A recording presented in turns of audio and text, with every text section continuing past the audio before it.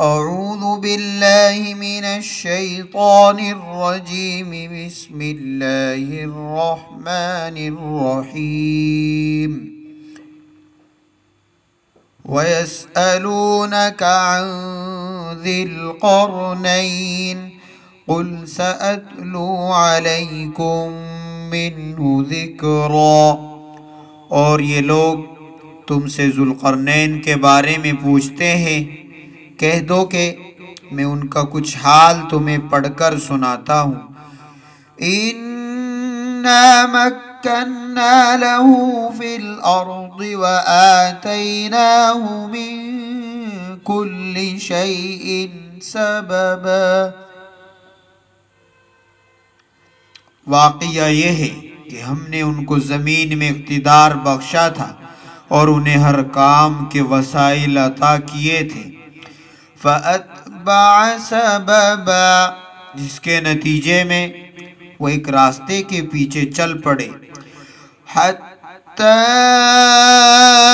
إِذَا بَلَغَ مَغْرِبَ الشَّمْسِ وَجَدَهَا تَغْرُبُ فِي عَيْنٍ حَمِئَةٍ وَوَجَدَ عِندَهَا قَوْمًا قُلْنَا يَا ذَا الْقَرْنَيْنِ إِمَّا أَن تُعَذِّبَ وَإِمَّا أَن تَتَّخِذَ فِيهِمْ حُسْنًا۔ یہاں تک کہ جب وہ سورج کے ڈوبنے کی جگہ پہنچے تو انہیں دکھائی دیا کہ وہ ایک دلدل جیسے سیاہ چشمے میں ڈوب رہا ہے، اور وہاں انہیں ایک قوم ملی۔ ہم نے ان سے کہا، اے ذوالقرنین، تمہارے پاس دو راستے ہیں، یا تو ان لوگوں کو سزا دو یا پھر ان کے معاملے میں اچھا رویہ اختیار کرو۔ قال اما من ظلم فسوف نعذبه ثم يرد الى ربه فيعذبه عذابا نکرا۔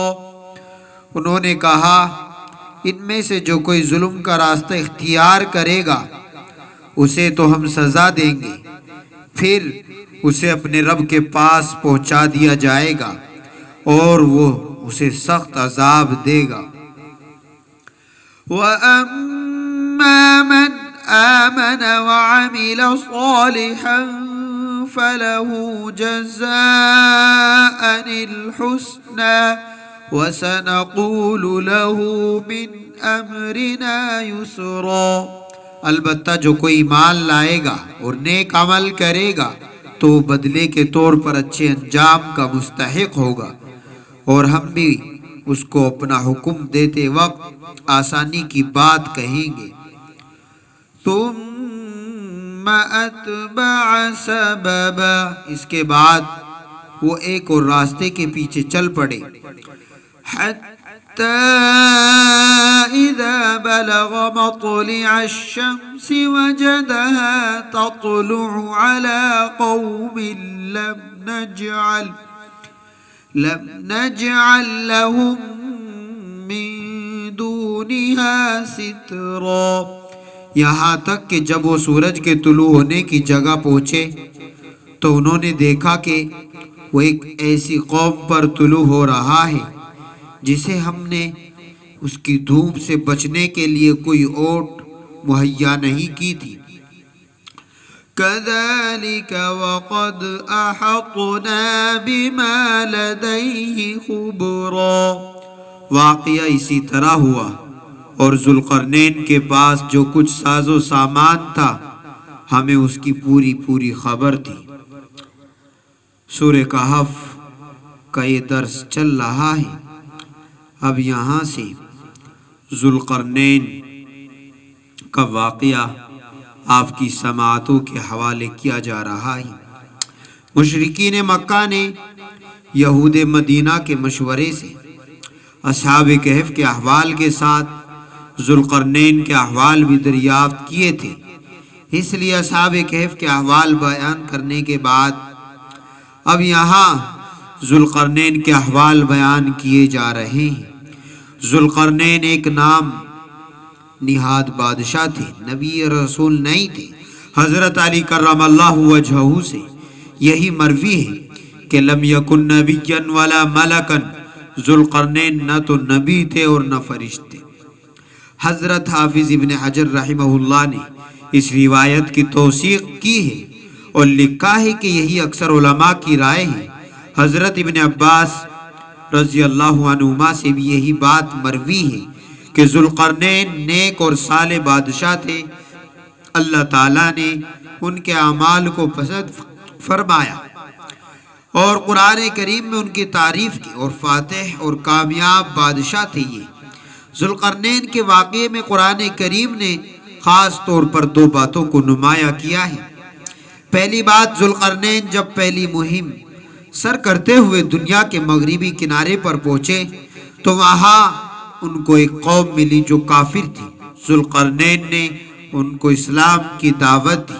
اس قوم کا مفصل حال ذکر کرنے سے مقصود شرک کی برائی اور توحید کی تلقین ہے۔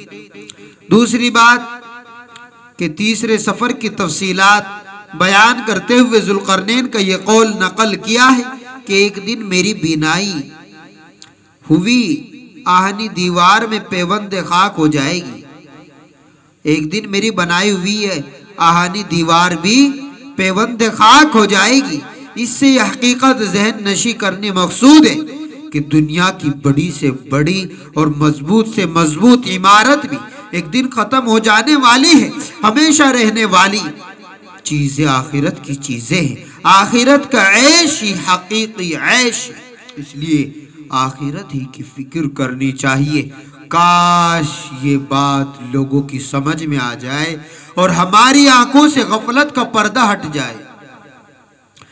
لوگ آپ سے ذوالقرنین کے بارے میں پوچھتے پیغمبر صلی اللہ علیہ وسلم، تو یہاں ذوالقرنین کے نام اور اس کے معنی یہ بھی آپ کے حوالوں، آپ کی سماعتوں کے حوالے کیے جاتے ہیں۔ ذوالقرنین کے لفظی معنی ہوتے ہیں دو سینگوں والا۔ آپ کا یہ نام کیوں پڑا، اس میں سخت اختلاف ہے۔ کتابوں میں 10-12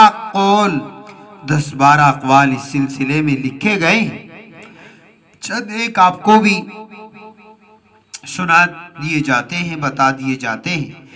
اس بادشاہ کو ذوالقرنین اس لیے کہا گیا کہ وہ روم و فارس کا وہاں کا رکھوالا تھا، اور قرن کے معنی سینگ بطور استعارہ حکومت کے معنی میں استعمال کیے گئے ہیں۔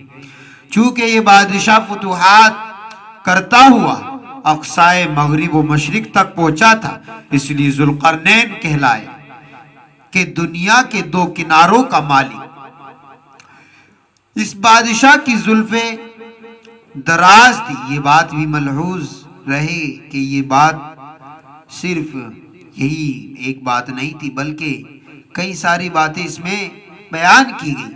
انہی باتوں میں اور انہی اقوال میں قول یہ کہ ان بادشاہ کی زلفیں دراز تھی اور یہ ہمیشہ بالوں کو دو حصے کر کے ان کی پٹیاں گوند کر دونوں کاندھوں پر ڈالے رکھتے تھے، اس لیے ان کا لقب ہوا۔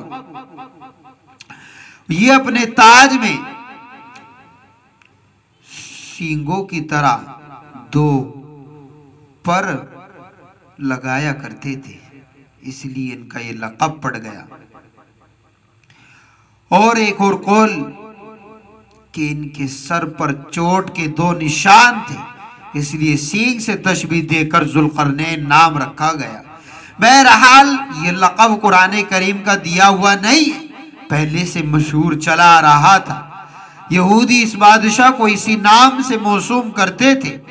مورخین میں ذوالقرنین کی تعیین میں بھی سخت اختلاف ہے، کیونکہ ذوالقرنین لقب والے کئی بادشاہ گزرے ہیں۔ بہرحال قرین ثواب اور درست بات یہ ہے کہ ذوالقرنین سے مراد ایران کا وہ بادشاہ ہے جسے یہودی خوروس، یونانی سائرس، فارسی میں گورش، بہرحال عرب کی خسرو، عرب کی اس میں خسرو کہتے ہیں، اور ان کا انتقال 539 قبل مسیح میں ہوا۔ اور دوسرا مشہور قول یہ ہے کہ ذوالقرنین سے مراد مشہور تاریخی فاتح اسکندر یونانی، متوفا 323 قبل مسیح۔ اور ابن کثیر رحمہ اللہ کی رائے یہ ہے کہ ذوالقرنین اور اسکندر کے درمیان تقریباً 2000 سے بھی زیادہ کا فصل ہے۔ بہرحال واللہ عالم، تحقیق حال اللہ ہی زیادہ جانتے ہیں۔ یہ سب اقوال اور یہ سب باتیں بھی تاریخ میں اور تفاسیر میں لکھی گئی ہیں، درج کی ہوئی، اور آپ کو آپ ملاحظہ کریں گے تو آپ کو مل جائے گی، قصص القرآن میں بھی آپ کو مل جائے گی۔ بہرحال پیغمبر آپ بتائیے، آپ کہیے کہ میں ابھی تم کو ان کا حال سناتا ہوں۔ قرآن کریم میں ذوالقرنین کا یہ قصہ تاریخی انداز پر بیان نہیں کیا گیا۔ تفصیل اور سوانح حیات بیان کرنا مورخ کا کام ہے۔ قرآن کریم کوئی تاریخی کتاب نہیں، یہ تو ایک ہدایت نامہ ہے۔ اس لیے واقعے کے جو اجزاء مقصد ہدایت سے ہم آہنگ ہوں گے وہی بیان کیے جائیں گے، اور وہی قرآن بیان کرتا ہے۔ دوسری غیر ضروری باتیں نظر انداز کر دی جائے گی، جیسے ذوالقرنین کس ملک کے بادشاہ تھے، وہ کس عہد کے آدمی تھے، ان کو ذوالقرنین کیوں کہا جاتا تھا، وہ مشرق و مغرب میں کس حد تک پہنچے تھے، جس قوم نے دیوار بنانے کی درخواست کی تھی وہ کون سی قوم تھی، اور یہ کون لوگ تھے، یاجوج ماجوج کون ہے، کہاں رہتے ہیں، دیوار کہاں بنائی تھی۔ یہ سب باتیں قرآن کریم کی اصل غرض سے زائد ہے، اس لیے قرآن سب باتوں کو بیان نہیں کرتا، اور جو باتیں قرآن نے چھوڑ دی ہیں ان کو جزم و یقین کے ساتھ کوئی بھی بیان نہیں کر سکتا۔ بہرحال شان حکومت بھی اللہ تعالیٰ نے ان کو زبردست عطا کیا کہ ہم نے ان کو زمین میں اقتدار عطا کیا تھا، ہم نے ان کو ہر قسم کے وسائل بخشے تھے۔ وہ جاہ و حشمت، شان و شوکت رکھنے والے جلیل القدر بادشاہ تھے۔ خدا نے ان کو حکومت چلانے کے لیے ہر قسم کی ساز و سامان سے نوازا تھا۔ اللہ تبارک و تعالی نے ہر قسم کے ساز و سامان ان کو عطا کیے تھے۔ ذوالقرنین کا یہ مغربی سفر، ذوالقرنین نے سب سے پہلے اپنے پایہ تخت سے مغرب کی جانب کا سفر کا ارادہ کیا، چنانچہ انہوں نے سفر کا سامان تیار کیا، مکمل تیاری کر کے سفر پر روانہ ہوئے، اور پھر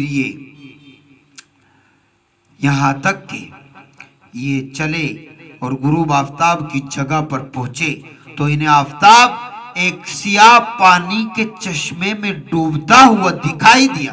جب وہ چلتے چلتے جانب مغرب میں اس حد تک پہنچ گئے کہ سامنے سمندر آ گیا اور آگے بڑھنے کا کوئی راستہ نہ رہا، وہ رک گئے، اور ان کو وہاں ایسا محسوس ہوا، ایسا نظر آیا جیسے سورج سیاہ دلدل میں چھپتا ہے، کیونکہ سمندر کے کنارے کھڑے آدمی کو ایسا ہی نظر آتے ہیں۔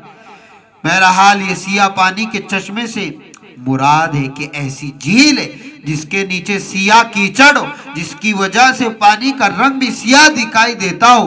مورخین کا خیال ہے کہ یہ مقام بحر عجین جو ترکی کی مغربی جانب میں واقع ہے، اس سمندر کا تعلق بحر اسود سے۔ بہرحال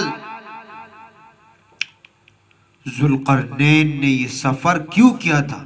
قرآن کریم نے مقصد سفر کی طرف کوئی اشارہ نہیں کیا، اس لیے کوئی قطعی بات نہیں کہی جا سکتی۔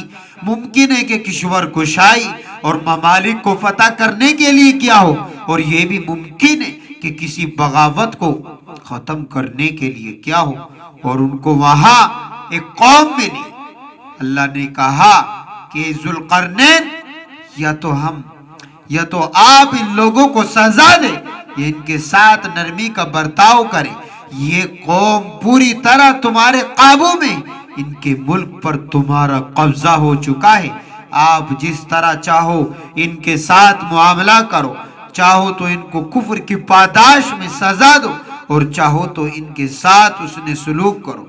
اللہ کا یہ فرمان ضروری نہیں کہ وحی یا الہی کے ذریعے یا کسی نبی کے واسطے سے ذوالقرنین کو پہنچا ہو، یہ ضمیر کی بھی آواز ہو سکتی ہے، جیسے اللہ تعالیٰ قرآن میں وَأَوْحَىٰ رَبُّكَ إِلَى النَّحْلِ کہ میں وحی سے، یہاں اس میں کہ اللہ تعالیٰ فرما رہے کہ میں نے وحی کی، یعنی میں نے مکھی کے دل میں یہ بات ڈال دی، شہد کی مکھی کے دل میں۔ اسی طرح یہاں بھی بظاہر مطلب یہی معلوم ہوتا ہے کہ ذوالقرنین کے دل میں ایک خیال پیدا ہوا ہو کہ یہ امتحان کی گھڑی ہے، یہ قوم میرے سامنے بے بس کھڑی ہے، میں چاہوں تو ان پر ظلم بھی کر سکتا ہوں اور چاہوں تو شرافت کا سلوک بھی کر سکتا ہوں۔ اس نازک موقع پر ذوالقرنین نے بہترین فیصلہ کیا، انہوں نے کہا رہا وہ شخص جو ظلم، کفر و شرک اختیار کرے گا ہم اس کو سزا دیں گے، پھر وہ اپنے رب کی طرف لوٹا دیا جائے گا، پس وہ اسے اور بھی، رب تعالی اسے اور بھی سخت سزا دیں گے، اور رہا جو ایمان لائے گا، نیک کام کرے گا، اس کو بدلے میں بھلائی ملے گی، ہم بھی اپنے برتاؤ میں اس سے آسان بات کہیں گے۔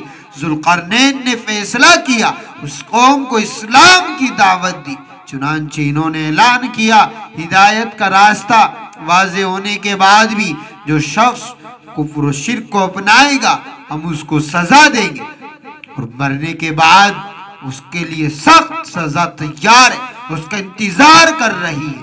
جو ایمان کا راستہ اختیار کرے گا، عمل صالح میں لگ جائے گا، اس کو اس کے عمل کا بھرپور بدلہ آخرت میں ملے گا۔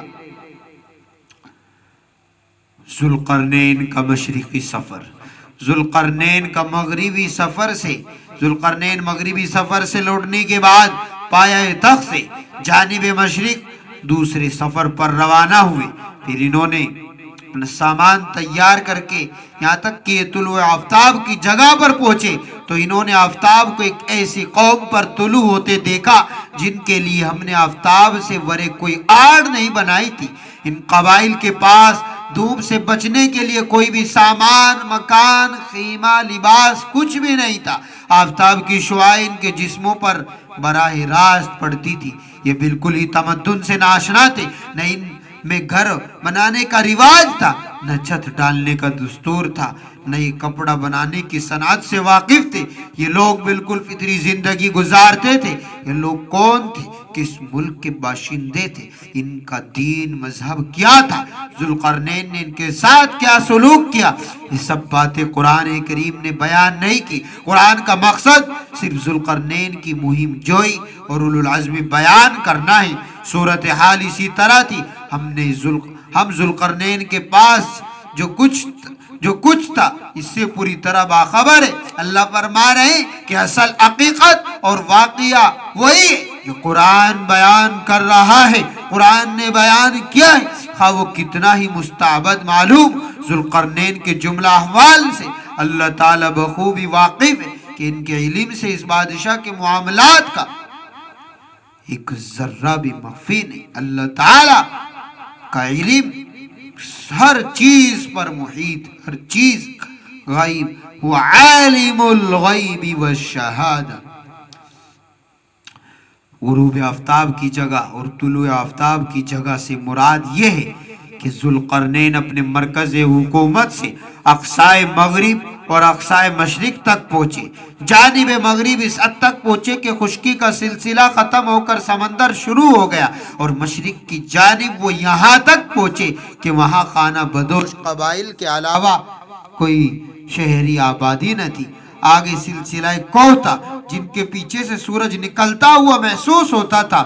یہ مطلب نہیں کہ وہاں ساری دنیا کے حکمران ہو گئے تھے، کہ وہ ساری دنیا پر قابض ہو گئے تھے، اور یہ کہ کیونکہ تاریخی طور پر یہ بات کسی بھی بادشاہ کے لیے ثابت نہیں، حتیٰ کہ حضرت سلیمان علیہ السلام کے لیے بھی یہ بات ثابت نہیں۔ سورج کا کوئی حقیقی مطلع اور حقیقی اس کے غروب ہونے کی جگہ اس کو اللہ تعالیٰ ہی زیادہ جانتے ہیں۔